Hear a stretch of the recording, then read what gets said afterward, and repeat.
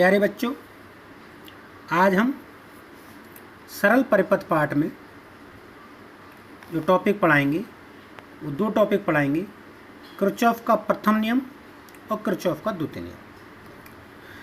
यह नियम जटिल वैद्युत परिपथ में धारा और वोल्टता पता करने के लिए इस्तेमाल किए जाते हैं। तो किरचॉफ ने दो नियम दिए हैं। पहला नियम है किरचॉफ का प्रथम नियम या धारा नियम या संधि नियम, इंग्लिश में इसे करंट लॉ या जंक्शन लॉ भी कहते हैं। इसमें परिभाषा के तौर पर देखें हम तो किसी वैद्युत परिपथ में किसी भी संधि पर मिलने वाली समस्त धाराओं का बीजगणितीय योग शून्य होता है, या संधि पर आने वाली धाराओं का योग बराबर संधि से दूर जाने वाली धाराओं का योग। तो अगर हम बीजगणितीय योगफल में संधि पर आने वाली धाराओं को धनात्मक मानते हैं और संधि से दूर जाने वाली धाराओं को ऋणात्मक मानते हैं। तो इस चित्र में आप देखें, यहाँ पर इस चित्र में आप देखें तो ये संधि है यहाँ पर। तो आने वाली धारा I1, I2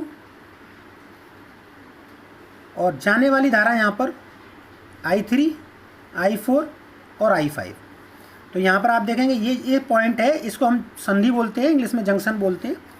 तो यहाँ पर आने वाली धारा I1 प्लस I2 बराबर I3 plus I4 plus I5। इन सब को इधर ले आएंगे तो I1 plus I2 minus I3 minus I4 minus I5 is equal to 0। तब आप यहाँ पे देखेंगे ये जो सबका समस्त योग है बीजगणितीय योगफल, जो मैंने यहाँ दिखाया सिग्मा I बराबर 0, तो इन सब का बीजगणितीय योगफल शून्य के बराबर होता है। यह नियम आवेश संरक्षण नियम पर आधारित है, मतलब संधि पर आने वाला आवेश जाने वाले आवेश के बराबर होता है, कुल आवेश संरक्षित रहता है। इसलिए यह नियम आवेश का संरक्षण नियम भी कहा जाता है। तो पेपर में भी एक नंबर में पूछा जाता है कि यह नियम किस पर आधारित है, तो आप बोल सकते हैं, लिख सकते हैं कि यह नियम आवेश संरक्षण नियम पर आधारित है। अब इसमें दूसरा नियम है किरचॉफ का दूसरा नियम या लूप लॉ या वोल्टेज लॉ। शॉर्ट में इसको KVL बोलते हैं, K for Kirchhoff, V for voltage, L for law, KVL, Kirchhoff voltage law. तो इसके अंदर हम जरा एक सर्किट पे बात करें तो ये जो सर्किट है यहाँ पर, इससे सेल से धारा आ रही है और इस सेल से भी धारा आ रही है, इन दोनों से मिलकर इस संधि पे धारा मिल रही है और इधर आ रही है। तो ये आने वाली धारा है I1 और I2 है, और ये नीचे I3, ये का बराबर I1 प्लस I2। तो यहाँ पर ये देखेंगे कि ये धारा फिर इकट्ठी होकर फिर यहाँ पर इधर जा रही है और यहाँ से फिर ये बट गई। तो इस संधि पर ये आने वाली धारा हो गई, ये दोनों जाने वाली हो गई। तो इस परिपथ के अंदर आप देख रहे हैं कि ये जो पूरा एक क्लोज लूप बना हुआ है, क्लोज परिपथ बना हुआ है, इसको हम एक बंद पाश बोलते हैं और इसको दूसरा बंद पास। तो ऐसे किसी भी परिपथ में कई पास हो सकते हैं। तो यहाँ पर हम एक पाश की बात कर रहे हैं, तो सभी पाशों पर एक ही नियम लागू होता है। तो परिभाषा के तौर पर देखें कि किसी यहाँ पर यहाँ से यहाँ तक की जो एक खंड है, ये दूसरा खंड है, यहाँ से यहाँ तक ये तीसरा खंड है, ये चौथा खंड है। तो ये चार खंडों से मिलकर बना हुआ है लूप 1 ये, और चार खंडों से मिलकर बना हुआ है लूप 2। तो परिपथ के अंदर कितने भी लूप हो सकते हैं, या इन लूप को हिंदी में पाश बोलते हैं। तो एक परिपथ के अंदर कई पास हो सकते हैं। तो हम एक पाश के अंदर ये नियम कैसे लागू होता है वो बता रहे हैं। तो प्रत्येक पास पर एक ही बात लागू होती है। तो किसी वैद्युत परिपथ के प्रत्येक बंद पास के अलग अलग खंडों में प्रवाहित धारा एवं संगत प्रतिरोधों के गुणनफल का बीजगणितीय योग उस पास में लगने वाले समस्त ईएमएफ के बीजगणितीय योग के बराबर होता है। मतलब सिग्मा आई आर बराबर सिग्मा ई। इसे समझने के लिए हमने कहा है कि अलग अलग खंडों में, जैसे इस R1 के अंदर धारा I1 बह रही है, तो यहाँ पे गुणनफल R1 का गुणा I1 से होगा। इस R2 में धारा I2 बह रही है, तो R2 का गुणा I2 से होगा। और इस R3 में धारा I3 बह रही है, तो इस R3 का गुणा I3 से होगा, R3 का गुणा I3 से होगा। तो जिस जगह जिस प्रतिरोध में जितनी धारा बह रही है उसका गुणा उसी से होगा।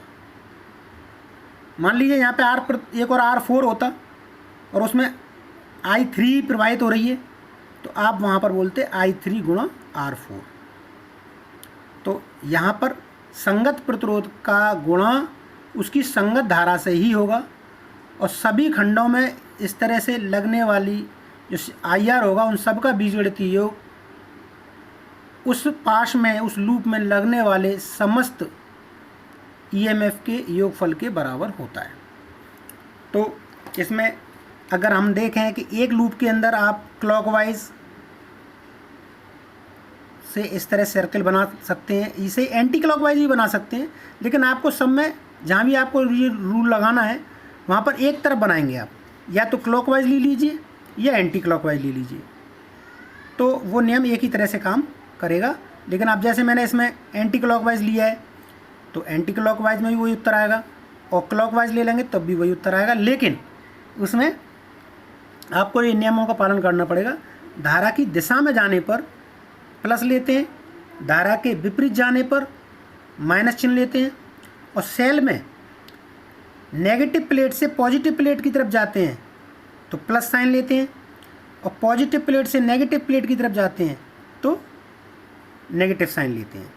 तो यहाँ पर आप देखिए, यहाँ पर देखिए इसके अंदर I1 का गुणा R1 से किया आपने, तो ये देखिए ये धारा की दिशा में जा रहे हैं हम, तो I1 गुणा R1, ये दिशा इधर है और इसकी दिशा इधर है, तो ये I2 का गुणा R2 से करेंगे, लेकिन चिन्ह आप माइनस में लेंगे।